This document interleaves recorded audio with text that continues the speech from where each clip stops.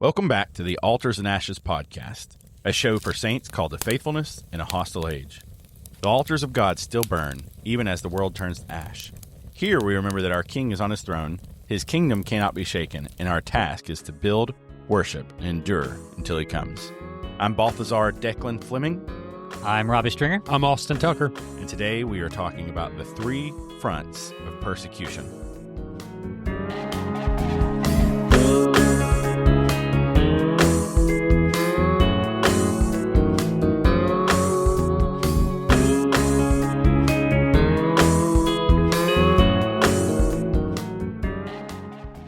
Gentlemen, you guys doing okay today?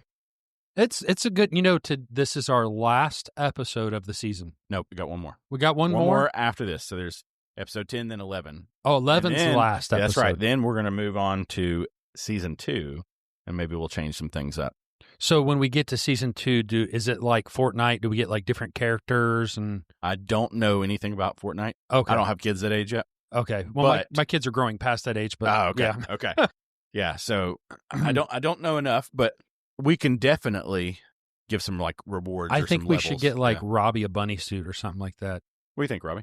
I already have a unicorn onesie. So. You do have a unicorn onesie. I've got a great gift. No, you can't just say that and then act like we're going to move on. What? Dude, I made an amazing gif of him twirling in a unicorn onesie and doing like this ballerina. He was being goofy. We could post that with the podcast. We had to post it with the podcast. I'll send you that gif. You know what we should do is we should say if we get enough like followers or enough something, then they can see that. You'll post. If you are a paid subscriber of the Substack, or if you, we'll figure something out. Yeah. I was gonna say we could do like, what am I trying to think of? Where you pay to be on the podcast, like a Patreon, but we don't do Patreon. Advertisement. What happened was my wife stumbled upon these onesies at Walmart that were on sale. Well, they were like ridiculously cheap. Now these like crotch snaps onesies, like for little kids, or like like the kind you could blow the butt out of. adult size onesies. Okay, adult size. That's a okay. Anyway, and one of them was a unicorn. So, we had every year. I work with the youth at our church, and so every year we have a all-nighter activity. Oh, okay. And so we like don't a lock-in type thing. Yeah, we don't really sleep because we have like activities and stuff. Yeah. all night long.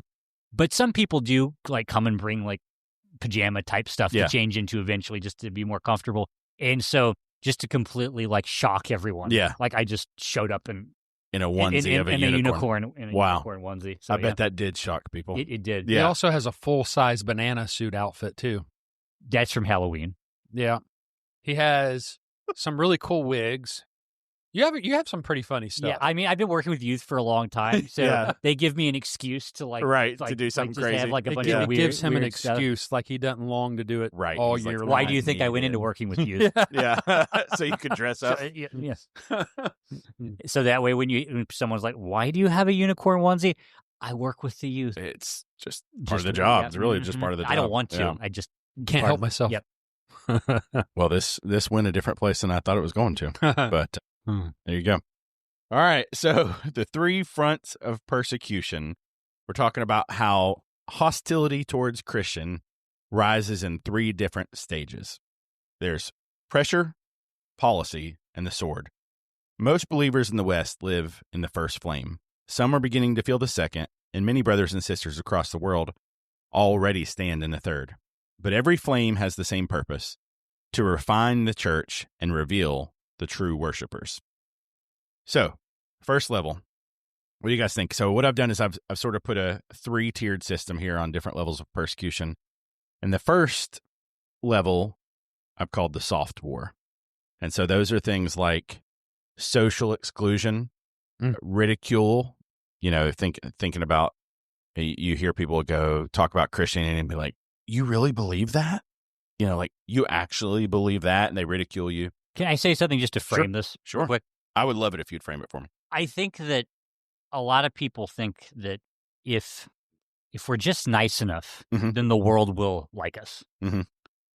And Jesus warned his disciples, and therefore, by extension, us, over and over again, that was not going to be the case. Mm-hmm. you might have some individual situations, but as a whole, this world has a very antithetical perspective. Christ is not their king. He is our king. Mm-hmm. We are in the kingdom of God. They are in the kingdom of darkness. Mm-hmm. And so in certain ways, to some degree or another, there's going to be conflict there. Yeah. And Jesus warned his disciples, look, if they hated me, and I think they did hate Jesus, and I'm just basing this on the fact that they arrested him and tortured him to death. And killed him. Right. Yeah. Mm-hmm. So they did hate him. Mm-hmm. And he says, if they hated me, they're going to hate you too. Mm-hmm. And so that's why we can kind of come at this as not even just a theoretical thing. If you live in a society that is dominated by non-Christian thought, there is going to be, to some degree, some kind of pushback on Christianity. Unless you're a incognito Christian. And I think that's why Paul told Timothy, yea, and all who live godly will suffer persecution. Because if you're not wearing Christ as King as your badge, then you're not actually a Christian. You're just playing one on Sunday morning. So is that not an oxymoron then to say an incognito Christian? Exactly. Yeah. It is just moronic.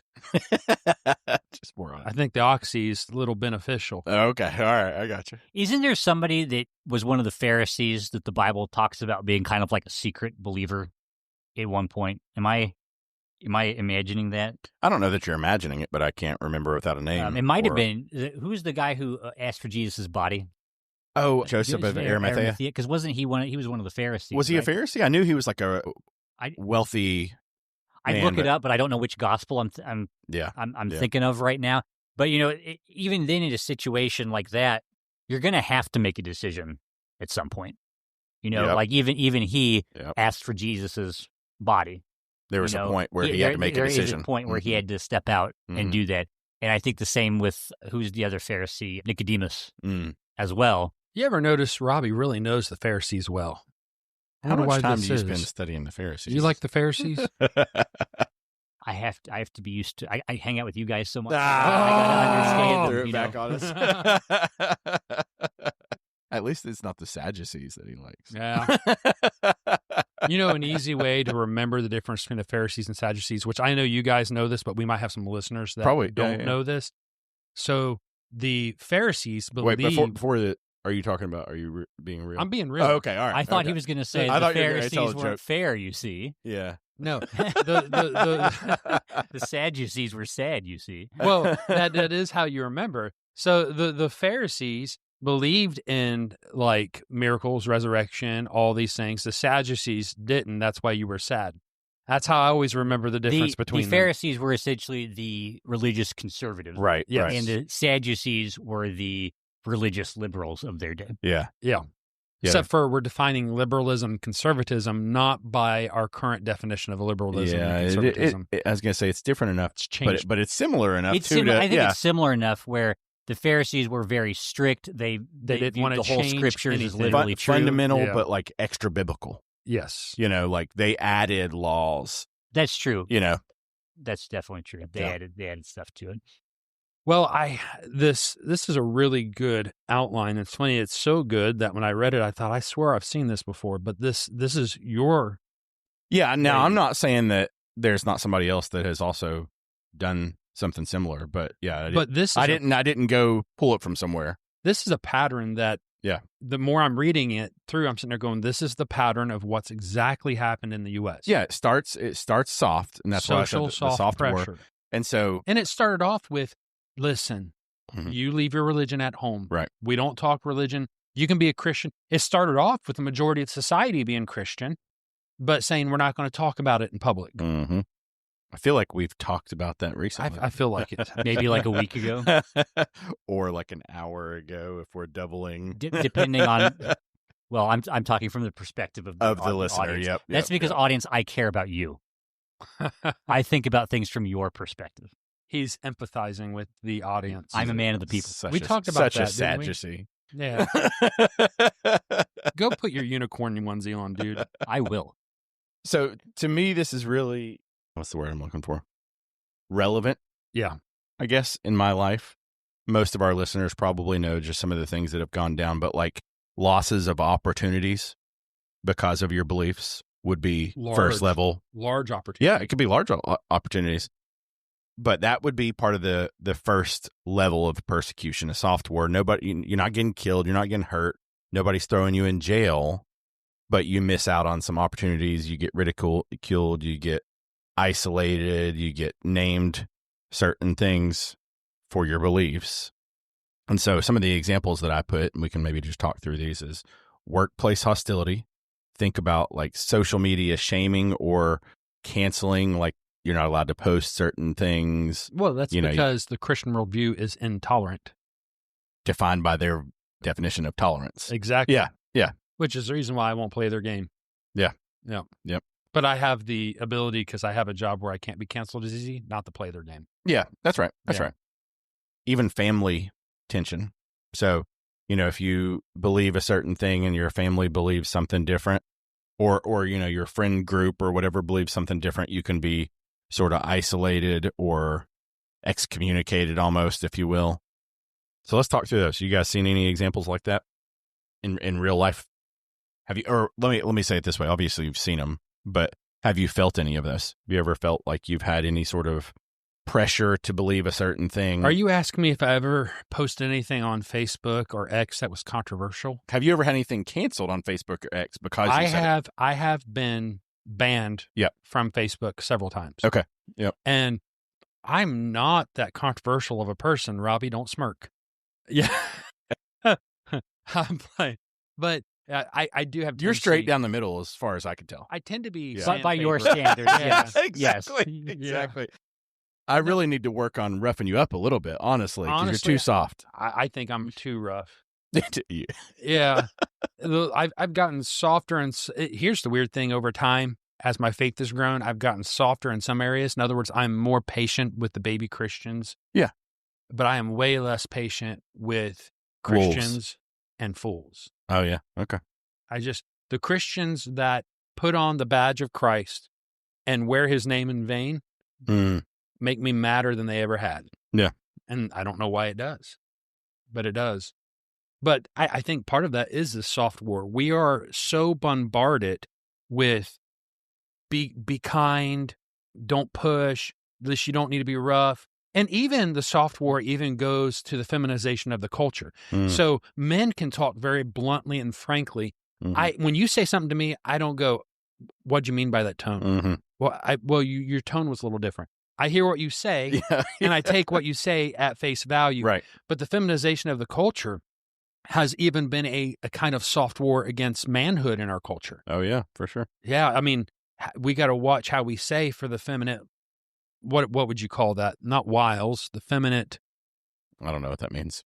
The feminine culture we live in. Yeah. Well, I think the problem of offense, you can't offend. Yeah. How dare you? How dare you? Talk Greta. About her. Yeah, Greta. Yeah. What about you, Robbie? You ever felt any like social isolation or anything like that? I mean, what about, like, for instance, you were in Chicago. I would think that would be a very, very place where you would have some social. I think. Well, let me talk about two different places that I felt. One was in my Christian school that I went to be honest with you. Now, when I say that, I'm not.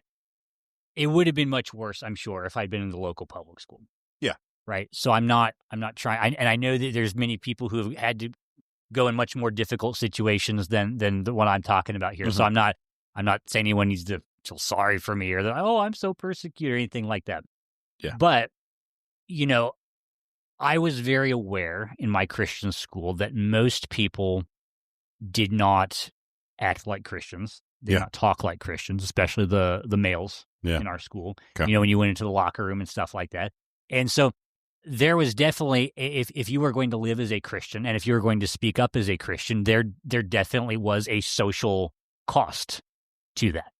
And so I definitely felt that. Now, you say I did live in Chicago, Illinois for 8 years. I served in a conservative Christian Baptist church. And it was kind of weird because, I worked in this little island of Christian conservatism. And you leave our property, though, and you're going into a very different world.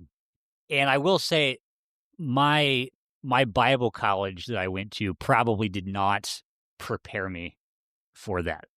Okay. I went to a Bible college in conservative South. Yep. And so, I was used to going up and, they trained us well to knock on doors and invite people to church. Right. And, when I started doing that in Chicago, because that's what I knew, it was very different. I remember one of the first things I had, I moved to Chicago in the summer of 2008. Mm-hmm. And so, we're gearing up for an election. Oh, yeah. Right then. Yeah. And of course, that's Barack Obama, who's, from Chicago. Mm-hmm. And he was running against John McCain. Yep. But John McCain wasn't particularly religious, but, he, at least as far as I know, but he chose Sarah Palin. Yep. Who was his candidate, his running mate. His VP candidate. And there's a lot made about her faith. Mm-hmm. And so I knocked on somebody's door and, they opened the door, and I always got a weird look when I was knocking on doors in Chicago, like inviting people to church. Like, what are you doing? Yeah. And things that I did not get in the South, where people were much more religious and more, I guess, amenable to that. Right. More tolerant of that type of thing. Mm-hmm. And so, and they said, and I was like going through, I'm from such and such church. And they heard me say Baptist. And I said, wait a minute, Baptist. Is Sarah Palin a Baptist? Oh my gosh. And so like, and so that's how, like, if the answer was yes, they wanted no part of it. Right. Well, you put a lipstick on a pig, it's still pig. and that's, so anything associated with any kind of conservatism at all, right, religiously, politically, anything like that, there definitely was a different way that people would look at you. Okay. And I do think that has shaped me in a lot of ways, in the way that I'm very careful about how I say things, not because I don't want to say the truth, but I automatically, I had to think to myself, if I'm going to say this, how are they going to hear me? Yeah.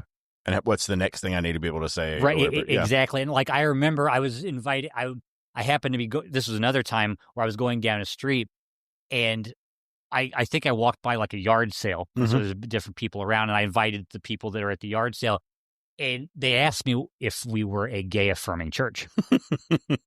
And the thing was, you could tell that the person who was asking me was a homosexual. Right. And so this was not a theoretical thing. No, Robbie, how could you tell? You can just tell. It's in the voice. You're never going to get Robbie to. It's in the voice. It's in the voice. And like, I heard somebody say, like, because I said, and I said it nicely, but I said, no, I mean, we're very big on following the scriptures and what the Bible teaches, and so that's not something that we are supportive of. Mm-hmm. And I heard somebody say to somebody else who had heard the conversation, can you believe he said that? Yeah. How rude that was. And it wasn't. I said it in the. Yeah. I can't imagine you saying anything rude. That's right, you stupid idiot. Yeah. And so, yeah. So there was definitely that kind of pressure. And I wasn't worried that anybody was going to kill me, at least not for that. Yeah. Anyway. Culture's changed. Say what? It's a little bit more dangerous now. Well, yes and no. Even then, it depended on the neighborhood where you were in, and it was the time of day. Okay. That you were at. There were. This is like way off topic, but I mean, I was at one point in the neighborhood of Chicago that had the highest like crime rate of the whole thing. But the time I was there was not dangerous. Well, you mean like the time of day you were there? Yes. Okay. Yeah. Right. So like, if it was after dark or even close to after dark, it would have been a very different scenario if I had been there. But the crime is definitely worse than it was. But anyway, that's a little bit different topic. But yeah, I definitely. But you faced to your point, I definitely felt the social pressure, the awareness that everyone just about that I was going to meet would be coming from a very different perspective than me. Well, and so the way that I've sort of defined it is that the reason for that is to silence you. Yeah. And so whether it's your Facebook, cancellation where you can't post anything, you can't enter the forum and have a conversation because your views are too hateful. Mm-hmm. Or, you can't post certain things online because it might cause offense to somebody or whatever. So the idea is with this first level that if we can silence that person, we've won. And so one of the quotes here that I've got says, if the world cancels you for confessing Christ, you're in good company. The early church lost careers long before they lost their heads. And the point that we're trying to make there is that like it is a level that only rises. And so taking you to maybe the second front, which do you have something, Robbie, before I go to the second front? Okay, go ahead. I have something. Oh, you both have something. Okay, gotcha. I want to point out that soft. So when I was preaching through Matthew chapter 5, Jesus said this. He said, "But I say to you, do not resist the one who is evil. But if anyone slaps you on the right cheek, turn to him the other also." So a lot of people take that as Christians are supposed to be pacifists, but that's not what he's talking about. He's talking about the culture. When you were ejected out of the synagogue, the priest would slap you as a symbol of being rejected from the synagogue. And he's saying, if you get rejected for my name's sake, turn the other cheek. Let him slap the other. In other words, take that. Now, that's not a command to be just take a beating. Jesus, when he gets slapped by the order of the high priest, calls him out on the breaking of the law. He doesn't say, please, sir, give me another. You know, he calls him out. So he did not become randomly British? No. Okay. But he goes on in verse 40, if anyone sue you and take your tunic, let him have your cloak as well. If anyone forces you to go a mile, go with him too. So if somebody sued you for your coat, you were to give him the cloak as well. But the law required that they had to, underneath the Jewish tradition, give that cloak back by the end of the night because it was considered a means. So the whole purpose, he said, if they take your coat, just give them your cloak also, accept the shame. And that they would take it all in order to shame you, knowing they'd have to give you your clothes back at the end of the day anyway. So here's Jesus saying, hey, this soft war, let them slap you for my name's sake. That doesn't mean we have to roll over and take it, but it's a badge of honor for the Christian that we suffer persecution for his name's sake. And I think we need to put that in perspective. I think sometimes we forget the cost of Christianity is that we proclaim Christ as king to a world who hates Christ. Yeah, well, that goes back to what I said at the opening. I said, every flame has the same purpose, to refine the church and to reveal the true worshipers. So what they might use to isolate you or to shut you up, God uses for your good. Anyway, go ahead. My mind also went to Matthew chapter 5, but a different place, because it says, blessed, this is verse 11, blessed are you when others revile you and persecute you and utter all kinds of evil against you falsely on my account. Rejoice and be glad, for your reward is great in heaven. For so they persecuted the prophets who were before you. And so you, I can't remember your first name, Declan. Declan was your... Balthazar. Balthazar. Yeah, doesn't that sound like an evil villain on a cartoon? Yeah, you like have to defeat Balthazar to get to level 2. You have to. You will receive the Master Sword if you defeat Balthazar. That, you know what? I think the Power Rangers fought somebody named that. There probably was. They probably was. Why do they come up every episode? Actually, I clipped it out so people don't know that. Okay. Yeah. Somehow Power Rangers come up all the time. For those who don't know, Brother Robbie is a Power Rangers expert. Anyways, go ahead. Only the Mighty Morphin Power Rangers from my youth. Are there more than that? Oh, yes. There's 20 years worth of... But they're not the Mighty Morphin ones anymore? No. They're not mighty. They're just Morphin. Anyway, so you were saying, sorry. So... He's like, I don't remember what I was saying.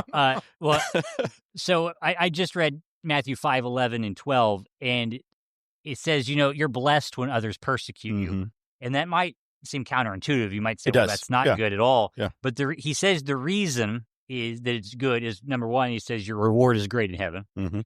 And two, he says that they persecuted the prophets who were before you. And so you had mentioned the early church getting persecuted. But before that happened, Jesus says, remember, they also persecuted the prophets, my true prophets.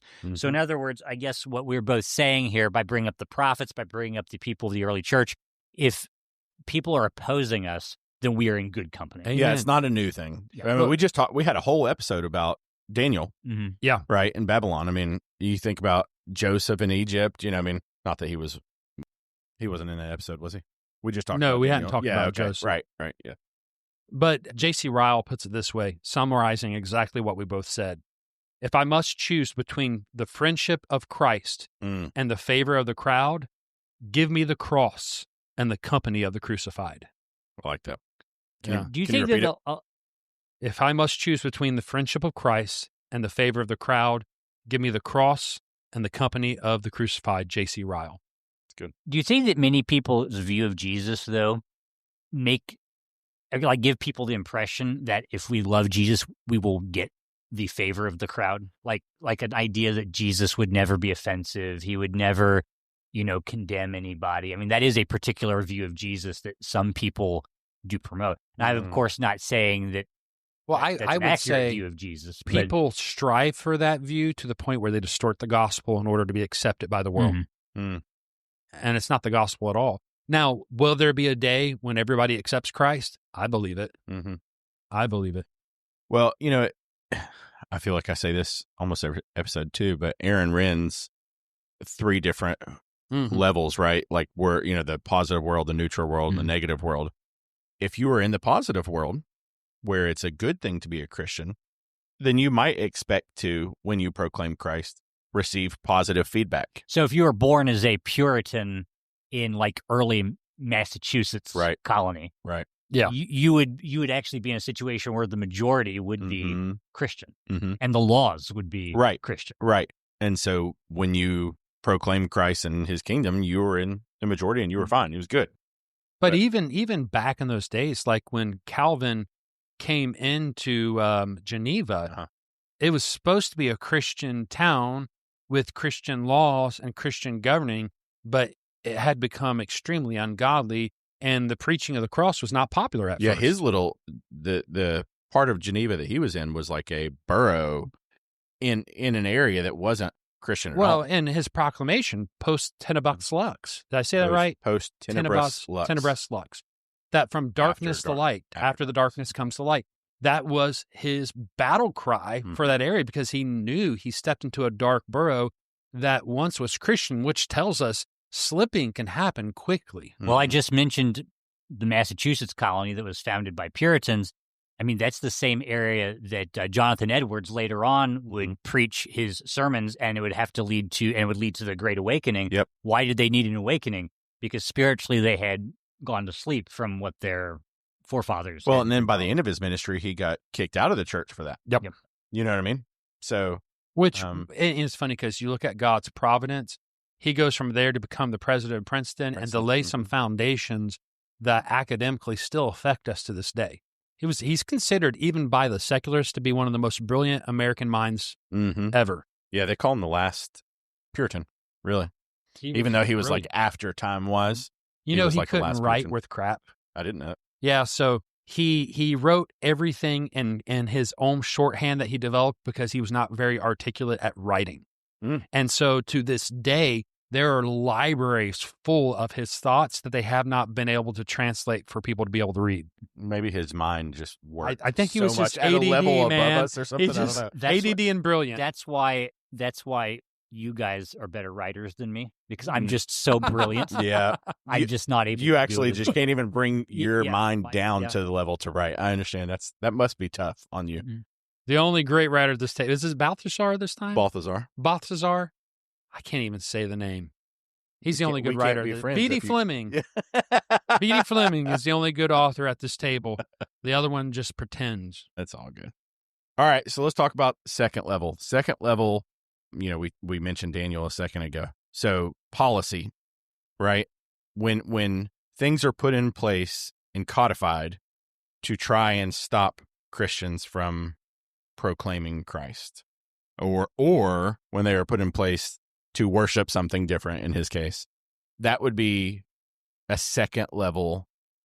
And so like a modern example of that would be like compelled speech, or going and praying in front of or standing in front of an abortion clinic and saying that you are thinking about the people inside and being arrested. Those are policies that are put in place to shut Christians up. So like the first one was we're going to isolate you It's in social hopes, pressure. with social pressure in hopes to keep you silent. Yep. But if that doesn't work, we're going to take it up a notch, and we're going to put laws in the books to stop you. Well, let's be honest. The first laws in the book that were codified soft with a myth neutrality. So in other words, listen, we want you to be Christian. We're a Christian nation, but you're not allowed to bring that into the public school anymore. Right. And so they couldn't socially push it. And so they used laws that were soft. So there's almost a middle ground between segment 1 and segment 2. Okay. Between soft and when hardening of Babylon happens. It comes on slowly. And I think a lot of Christians were like, oh, okay, neutrality, that was our last. That's not a big deal. They still, I don't want the teacher being the pastor anyway. And they should be learning that at home. Next thing you know, kids are told they come from monkeys and stardust. A little bit of like a slippery slope, essentially. Yeah. Well, kind of, yeah. Slippery slope upwards. Yeah. Or maybe it's still downwards, and we're just talking about level 1 is at the top, and it goes down to level 3. I'm very careful with using the word slippery slope because of teaching apologetics at high school level. 10 or 12 times a day. Really? Just to throw it in. So, I mean, the thing is in the group that Brother Robbie and I grew up in, like everything was a slippery slope. Bless God, you're not using the King James. Next time you're going to be, before you know it, you're going to be wearing a dress, prancing around like a fairy. Everything's this ridiculous slippery slope. Am I wrong about that? No, you're not. Yeah, that's not an exaggeration. So I'm very careful of slippery slope arguments because it's a logical error, but it is somewhat true that you see this slow degradation, slow degradation of a culture that leads to where we are, and eventually laws are passed that make Christianity in itself illegal. Yeah. And that's where we're headed. That's where that's where Europe has already gotten. Oh, absolutely. And some parts of our nation has already gotten there. I don't know what it is, but I'm on like this online, the videos that I keep seeing are of like street preachers getting arrested in Europe, in like England and stuff like that. And they have like these levels of, speaking of levels here, they have these, like they first come out and they say, we're giving you this notice that you are unable to do this. And if you don't stop, we're going to bring you another notice that you have to like sign or something like that. It's like a next level. And then if you don't stop again and we have to come back out, we can arrest you. You may not know the answer to this, but do you know, are they just not allowed to yell anything, or is it specifically? Some of the things I've seen, they say you can't use amplified like equipment in the square. But then they start just yelling to get over that, and they still get in trouble. So I don't know if there's, I think it's one of these things where ultimately they can arrest you for whatever they want. All they've got to do is just say, well, that's tyrannical law. It becomes so convoluted that they can make it whatever they want. Yeah. Where there's just so many laws that they can arrest somebody for anything. Anyone for something. Did you know in the state of Florida, it's a felony to take a shopping cart from a store? And yet, how many people do we see walking the streets with shopping carts? Well, I mean, that's stealing. I think it's probably stealing, but it's a felony. I think that even if the value of the cart's below like $2,000. I've heard that stealing is bad. But I'm willing to take a stand on that. The point I'm making with that, Robbie takes lots of really hard strong stances. Yes. Yeah. The point I'm making on that is how many cops enforce that law? I don't know. They enforce the ones which socially are expected of them to enforce. Yeah. That's what it comes down to. Like speeding tickets. Yeah. Well, and it depends on the culture you go to. No, yeah, you're right. I mean, they will go after Christians and enforce the law in the EU, but they are not going after the same Muslims who are getting in the square and arguing. That's what I've seen a couple of the street preachers say. And it's like, I dare you to go over a mile to this street right here and do it.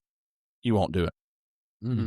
Because it's, like a mile away, it's like all the mosque, and then like the people have like a different set of laws even over there. Well, and see, a Christian will go over there and preach, and they'll call and have the law enforced on the Christian. That's exactly what I'm saying, right? And they would never do it over there. They would never, because they would never stop the Muslims, right? And there's Sharia laws and there's all gang kinds of rapes stuff and everything going on over there, but it's faux pas in the society to say anything about it. You want to take a stand against gang rapes? Do you think? Yes. You're not for that, right? He paused. He paused. He's just so articulate. He's trying to bring his brain down. Remember? I'm so analytical and intelligent. I'm trying to explain it, and the answer, yes. Yes. That's what I came. I want to be very articulate, and that's what I came up with. It's great. It's very good. I'm glad that you're against that. Yep. All right. So what's the Christian response here, though? For real. Like, let's think deeply. Shadrach, Meshach, and Abednego. Okay. God will save us from this fiery furnace, but if he doesn't, I still will not bow. I think that's the answer Christians must take. It must be a militant, peaceful answer. Okay. So honor the authority, but obey God rather than man. Yes. No matter what the circumstance. And godly men in general, have always been militantly peaceful. And it sounds like an oxymoron, but if you look at the disciples of Jesus, you look at the prophets of old, Nehemiah, they're all militantly peaceful men. Can you define militant? Militant to march forward as in war. We have been.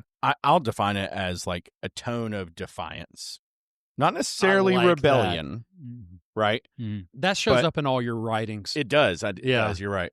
But it's a stance that I am defiant against your ludicrous laws or policies or whatever we want to say. I will honor it, but I will not change my stance. And by honoring, what I mean is, if you got to arrest me, you got to arrest me. I'm not going to change my stance. And so militant in the sense that you're not bending over. I'm bowing only to Christ. He's my commander. Right.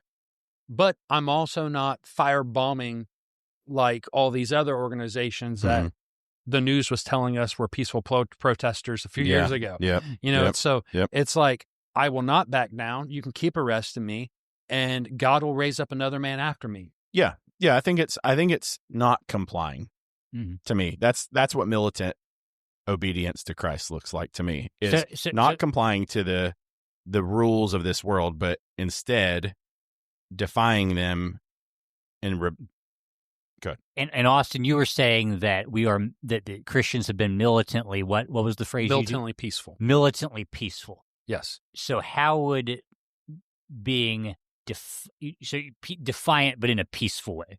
Well, we're commanded to pray for peace, and we're to seek to live peaceable with all men. The Bible commands us. We're even commanded to follow government when it's not being tyrannical. But the law and the law of loving God and loving man, second, is God is to be loved above all, and the higher authority always rules out.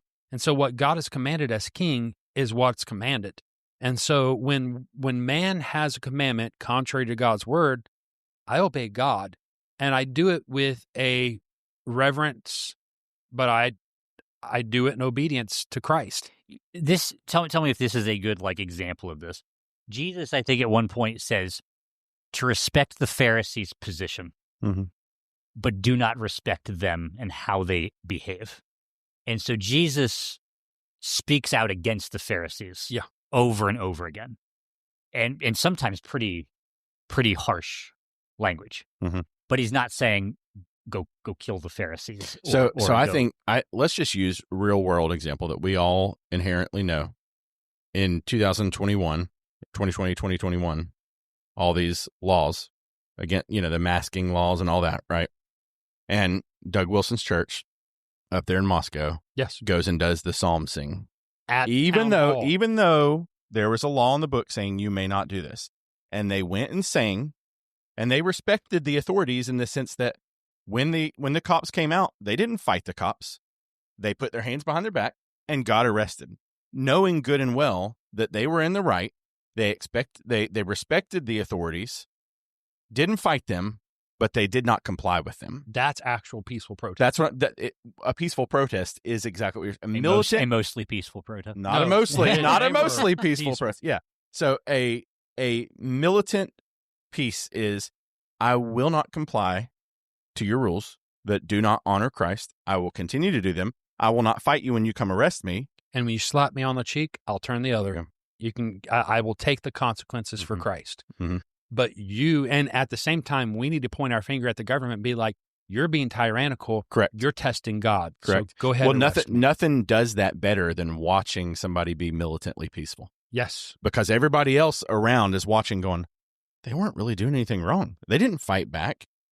No. For instance, when Charlie Kirk got murdered, no cities got burned down.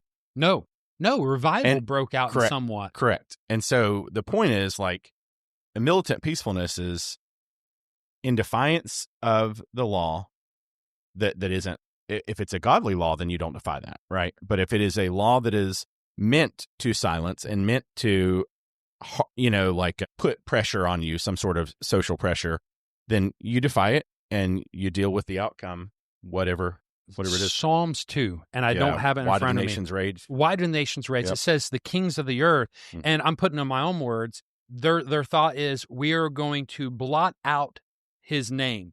And the Bible says that God in heaven sits on his throne and laughs at them. Mm-hmm. Not only does he laugh at them, the Bible says he puts them in derision. Yeah. So that's what we got to realize, is that the king of all creation is on our side. And they will keep doing this until they put themselves in a derision by God's power. Yeah. So Psalm 2, I had it right here. It says, why do the nations rage and the peoples plot in vain?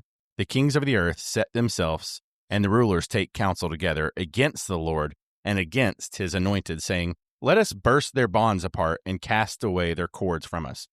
He who sits in the heavens laughs. The Lord holds them in derision. Then he will speak to them in his wrath and terrify them in his fury, saying, as for me, I have set my king on Zion, Amen. my holy hill. I will tell of the decree. The Lord said to me, you are my son. Today I've begotten you. And I think I can keep going. But the bottom line is, later on in verse 12, he says, kiss the son, lest he be angry, and you perish in the way, for his wrath is quickly kindled. Blessed are all those who take refuge in him. Yeah. And I always love pairing Psalms 2 with Psalms 110, the Dixis Domineus, that you set my right hand until your enemies become your footstool. Mm-hmm. Quoted 28 times in the New Testament. Mm-hmm. That's the thing. Christ will make all the enemies his footstool, and we need to act like that. Yeah. Yep. We need to act like that. And that's what it means to be peacefully militant. How would what you guys are saying square with Romans 13. Yeah. When it talks about being obedient to the higher powers because God is the one who placed them there? So how would that fit in with what you guys are saying? So they're in defiance of his laws. If they are in defiance of his laws, it's like this. Of God's laws. Yeah, of God's laws. Yeah, it's like this. In the United States, what is the highest law? It's the Constitution. The Constitution. Yeah. Right. So if somebody writes a law on the book that is in defiance of the Constitution, I'm actually defying that law to obey the Constitution. Well, and I think we need to answer this the way our forefathers in America answered this question. So our forefathers asked this question. You had a government that was set up as a part under the monarch of England, but they rebelled against the king. And so you have some Christians who don't know their history anymore and say, see, that the whole war for independence, that was unbiblical and wrong. But we got to look at Romans 13 in context, and this is where our early forefathers and pastors understood this. Because verse 3, for rulers are not terror to good conduct, but to bad. Mm-hmm. Would you have no fear of the one who is in authority? Then do what is good, and you will receive his approval. So the argument of our forefathers is a government that is honoring and obedience to God is not a terror to good, but only to bad. That's right. And once a government becomes a terror to good, then they are in defiance of the imago Dei, of the image we bear, God. Mm-hmm. And therefore, the higher authority is to rebel. Mm-hmm. And so our forefathers understood this. And so, why did we have the War for Independence? Well, England had a constitution. And in that constitution, the law stated that they were to have their own governing authorities in each one of these territories, own representation. Yeah. Well, all these investors who were part of Parliament in England had money set in America, kept taxing to make more and more money. The Americans are going, you're disobeying your own constitution. You're being a terror unto good. And so they rebelled against the king, and they called the king. They were looking for peace with England at first. And they called the king out on the fact that he was not obedient to his own law, and therefore he had become a terror unto good. Therefore, his authority no longer ruled over them. And that's where there is a place for Christianity to throw off terrors. We should call, when a government becomes a terror unto good, we should call it what it is, because Christ is king of all. And the governing authorities, according to Romans 13, are supposed to be under the authority of God. So, I mean, that's the short answer. Yeah, and of course, Thomas Jefferson says the tree of liberty must be refreshed from time to time with the blood of patriots and tyrants. And so the point there is when you have a system in place that is no longer doing their God-given job, which, by the way, we need to talk about the 3 levels there. But anyway, we'll come back to that. Season 2. Yeah, season 2. That's right. So when they are no longer honoring the laws that is the highest law, which in this case would be God's moral law, then you have to rebel. Because, what is it? Obedience to God is, what is that quote? A rebellion to tyrants is obedience to God. Yes, there you go. Yep. Who said that? I believe that's another Jefferson quote. It's a Jefferson quote. Which I would be careful quoting Jefferson. Jefferson. Yeah. When it comes to theology. What you said about the tree of liberty being refreshed, that made me think of Tertullian concerning the church. Mm-hmm. The blood of the martyrs is the seed of the church. It's always been standing up against tyrants that God has used to expand his kingdom. So I think that you guys have a little bit more of a rebellious streak in you than maybe I do. I don't know. You don't know? No, I don't think so. I think it just takes the right kind of So pushing. I'll tell you, because I had a little bit different, we use COVID as an example. So let me give you, because I really think we have to pray for as Christians, and especially us as being Christians leaders in our church, and we're having a podcast. I think it's very important that we pray for wisdom on how to handle these things.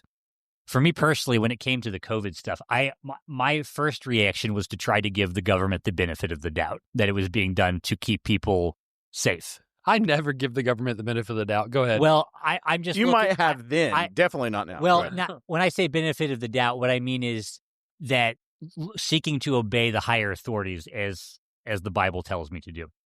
Okay. And so I was differential to what they were saying at first.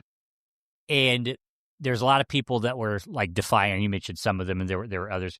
And I was a little skeptical of that. What kind of was what got me was when they started opening certain things back up. Yep. But not churches. Mm-hmm. And, you had, I think it was in Las Vegas, they had like strip clubs open, but not churches. Yep. And it was at that point I was like, okay, this isn't really about. Well, they were this isn't really about safety. And they were saying these protests are safer than the people singing in church. Mm-hmm.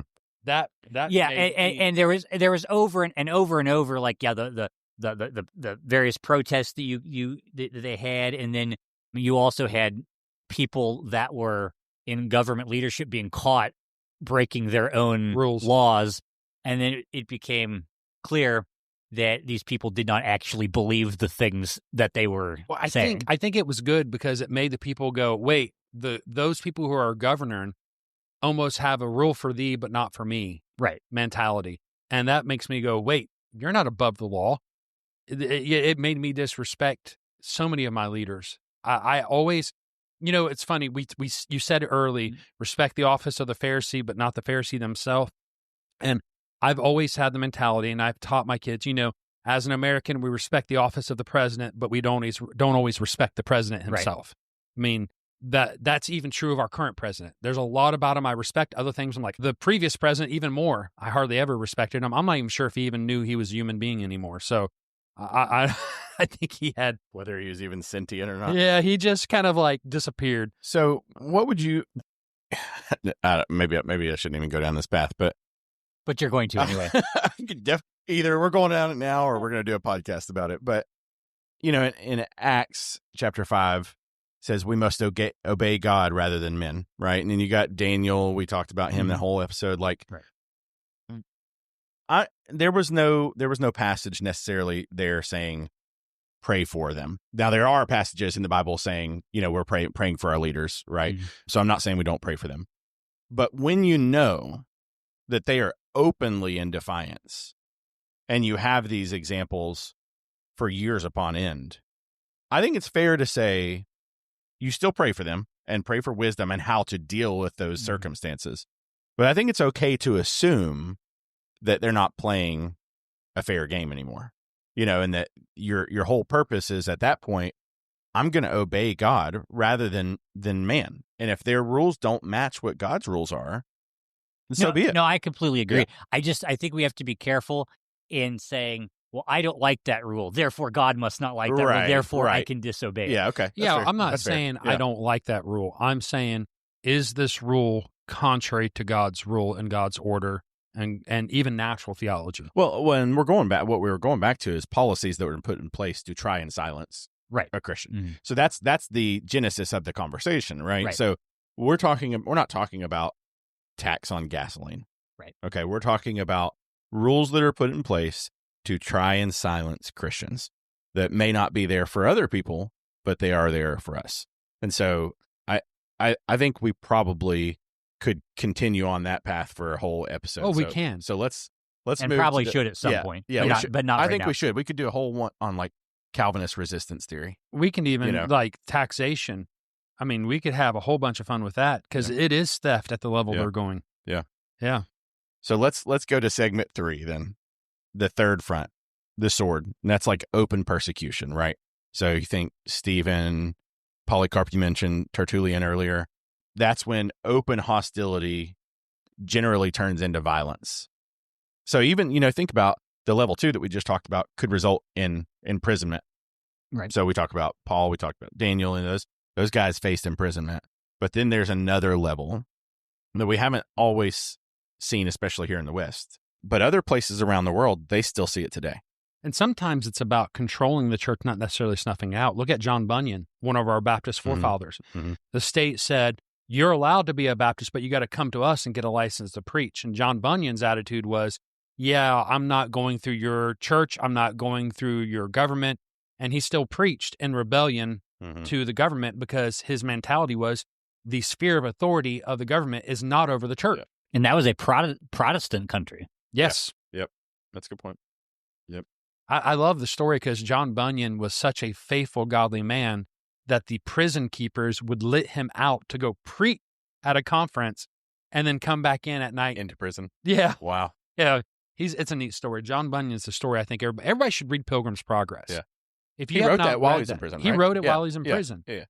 If you have not read Pilgrim's Progress, I encourage every Christian If to you read haven't read it, I might would start with the Little Children's.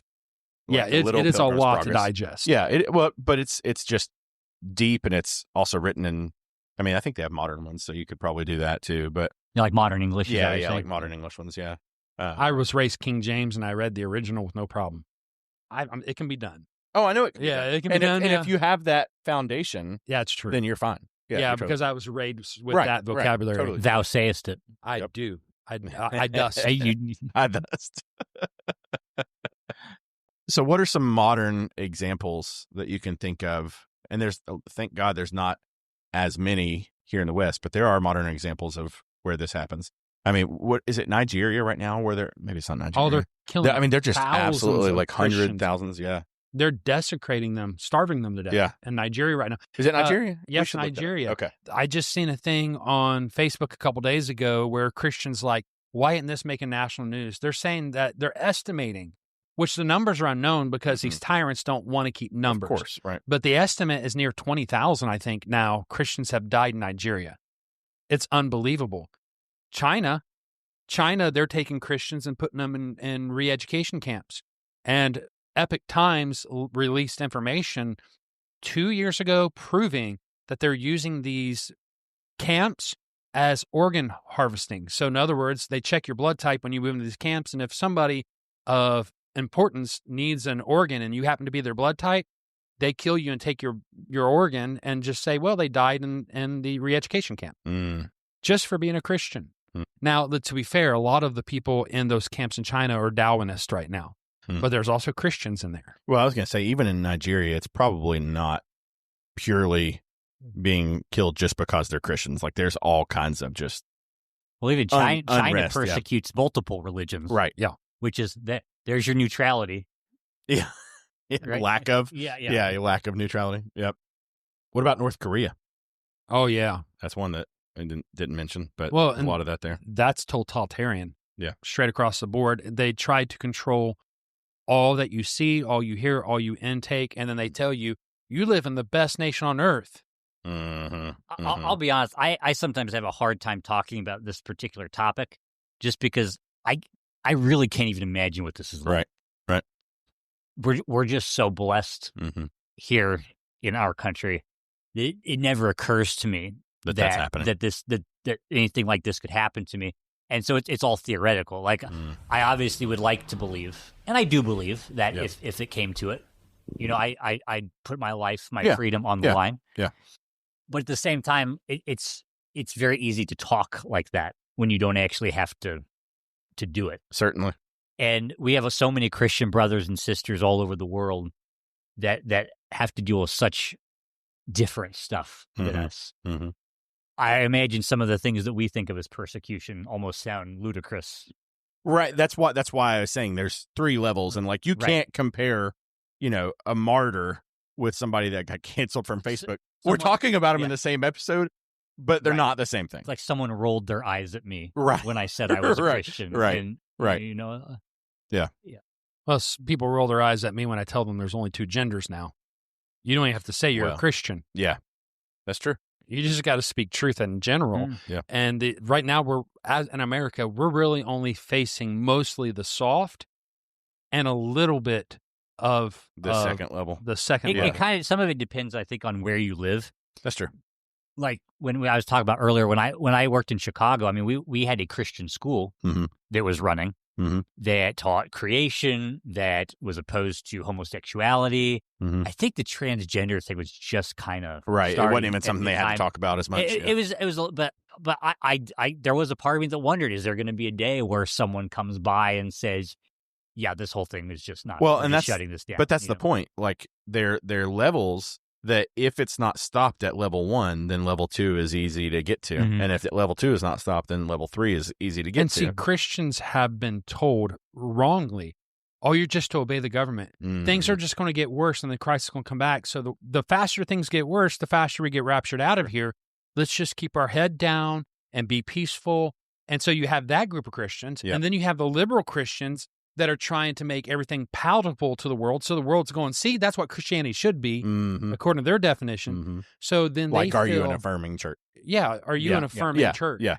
And so now you have the liberals that are giving ammunition to the world.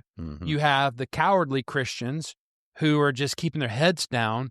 And what needs to happen is the first century church needs to awaken inside the hearts of the church of this generation. And it's Reformation Month. And so I've been I forgot about that. Trying to do a little bit of study on that. And you think about reading some of those things before even, Luther, Jan Hus, and some of those guys who were, martyred for their beliefs. So like, and the interesting thing, and you said it earlier, like the church grows when martyrdom happens. What is the quote? The blood of martyrs. Of the martyrs is the seed of the church. Yeah, the seed of the church, right. Yeah. And so ultimately, the church has never been extinguished by that. It's refined by it. And so, God has a design in persecution, and it's to purify his church. Well, what is the purpose of our lives? When we are called to salvation, we are called to be on the cross with Christ. Not a good theologian, but an amazing testimony. Bonhoeffer was famous for saying, when Christ calls a man, he bids him come and die. Yep. And that's what that's the thing is, instead of counting ourselves dead and alive with Christ, we're trying to be alive with the world and be friends with the world. And so the soft push has made us identify with the world to just be safe. It's allow the next level. And if Christians don't stand up, it's only going to get worse till the sword comes. But the truth is, if right now as a nation, if all the Christians would grow a pair of balls and stand up, the game would be over. Yeah. It'd be over here. So I think that's the natural segue. Like what are, going back to some militant terms, what are our field orders? What are the things that as faithful Christians we need to be thinking about right now? I think you mentioned one of the first ones is expect it, right? Yeah. Don't be surprised when it happens. Expect it, and count it as joy, is what you said earlier. Yeah, I mean, some of the early disciples, we see in the book of Acts, it says they counted it joy that they were counted worthy to suffer. Yep. Yeah, they would leave exactly. from being beaten, and they would be praising God for the worthiness. Well, to I mean, and suffer if you for think Christ. about it, we should rejoice in it. We're sharing in the sufferings of Christ, And so if you think about it from that perspective, we should be. Now, that doesn't mean that we should accept it. Like, we should still be we trying shouldn't to seek it out. Right. We should. Right. That's another thing for the Christians who read Romans 14 and point their finger at me and say, "You're supposed to be obedient to the government." 13. Romans 13, you're right. Yep. For those who read Romans 13, you should be obedient to the government. I would simply go, is that what the apostles were doing when they were commanded to no longer spread Christ's name throughout Jerusalem? Exactly. Is that what Paul did when he ended up being arrested in every town he went into? Were they obedient to the government? They weren't so much as in when the government was in agreement with God. But the second the government became a tyrant to good, right, they stood for Christ. Right. And it cost them everything. What do you think? You look like you have something deep. No? Okay. So I think we should encourage other Christians to be steadfast. And ultimately, we should just endure through it, because knowing that endurance is going to be sanctifying for us. I have something profound to say now. Now you do. Okay. So I think we should expect it, because you waited this whole episode. As we said earlier, I've been waiting all the episodes. Finally, to finally say something. Robbie hadn't got a word in edgewise. He never does. Yeah. But I do think we should expect it, because like we've said, Jesus promised it. We have examples of it. That does not mean, though, that God is done working and that revival and awakening cannot happen again. Amen. I believe it's going to happen. Because, I remember growing up, I think given kind of more of a pessimistic view of the end times, where things are just going to keep getting worse and worse. Mm-hmm. And, I would hear about the Great Awakening, the Second Great Awakening. Yeah. But the idea of a third Great Awakening just seemed not a realistic possibility. Yeah. And we got to realize that the first Great Awakening did not seem plausible either. Yeah. It was a great work of God. The second one did not seem plausible. These awakenings, particularly the first one, also happened in Britain as well. Yeah. And you can read the description of the culture and how corrupt it was. Yep. And people were not expecting it, and yet God worked. And so, on the one hand, while we should expect it and deal with it and rejoice in it and encourage ourselves through it and pray for strength, on the other hand, we must also pray for revival and blessing as well, for God to work. I believe that his righteousness is going to cover the earth like the sea. The water covers the sea. It's Habakkuk. It's going to happen. Yeah. There will come a time when from the dew of the morning to the end of your life are the Lord's. There will come a time when no man tells his neighbor about the Lord, for all will know him. That rock will turn into a mountain that fills the whole earth. That leaven will fill all the bread until it rises to Christ, and that mustard seed will come a tree that the birds make their nest in. That is what the kingdom of heaven is going to be. I just have a positive outlook. But I think part of that call is the church to stand and worship Christ no matter the cost. If the church stands and worships Christ no matter the cost, and they became, there's a quote here. Let me see if I can find it. Okay. All right. Kyprian of Carthage, he says, "No one dies for a confession he does not believe. Mm-hmm. The blood of the martyrs is the ink that writes truth upon the world." When we stand, that writes the ink. It writes history. And all of history is his story, and we need to realize it's all his story. We're pressing forward.